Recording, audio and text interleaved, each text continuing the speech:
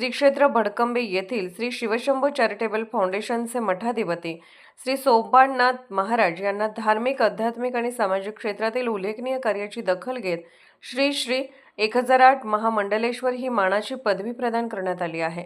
सप्तऋषी आखाड्याच्या माध्यमातून त्यांना हा बहुमान प्रदान करण्यात आला असून त्यांची सप्तऋषी आखाड्याच्या महाराष्ट्र प्रदेश अध्यक्षपदी निवड करण्यात आली आहे।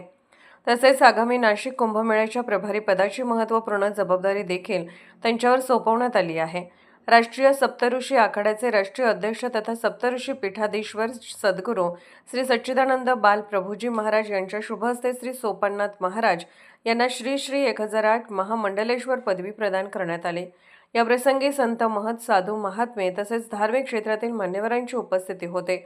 आध्यात्मिक परंपरा, धार्मिक संस्कृती आणि सनातन संस्कृतीचा प्रचार व प्रसार करण्याबरोबरच समाजामध्ये आध्यात्मिक मूल्याची रुजवणूक करण्यासाठी कार्य करणाऱ्या संत महंतांच्या योगदानाचा गौरव करण्याच्या दृष्टीने महामंडलेश्वर ही पदवी अत्यंत मानाची आणि प्रतिष्ठेची मानली जाते।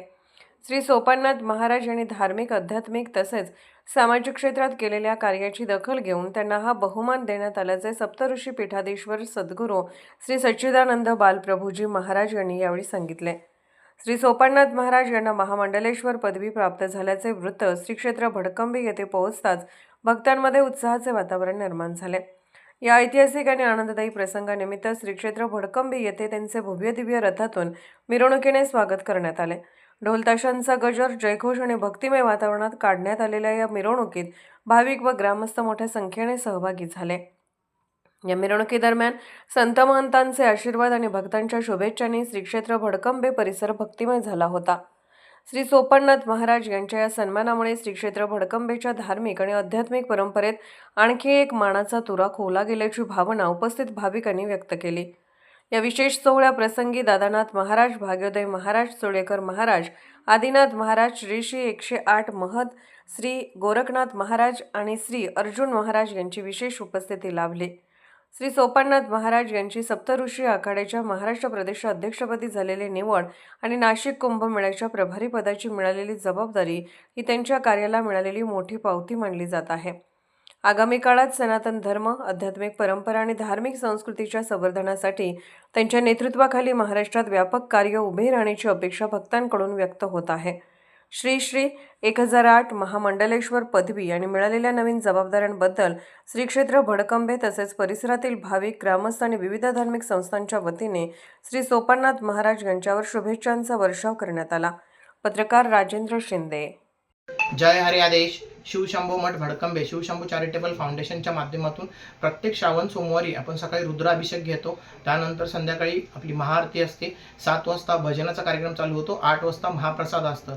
हे आपण रेग्युलर प्रत्येक वर्षी प्रत्येक श्रावण महिन्यामध्ये करतो। महाराज, आपल्याला नुकतंच 1008 उपाधी देऊन सन्मानित करण्यात आलं, हे कुठं झालं आणि कधी मिळालं? हे यूपी मध्ये झालं। सप्तऋषी आखाडा जो आहे, सप्तऋषी आखाड्याचे जे जगद्गुरू आहेत प्रभू बाल प्रभुजी यांच्या हस्ते गुरुवारी आपल्याला आपला पट्टाभिषेक झाला।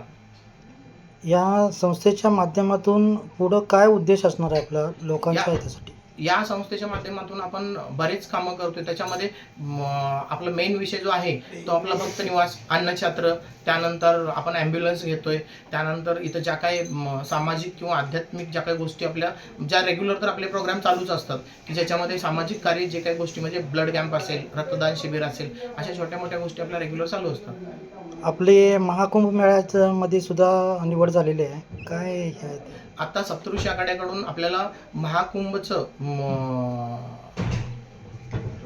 प्रभारी बनवलेला आहे।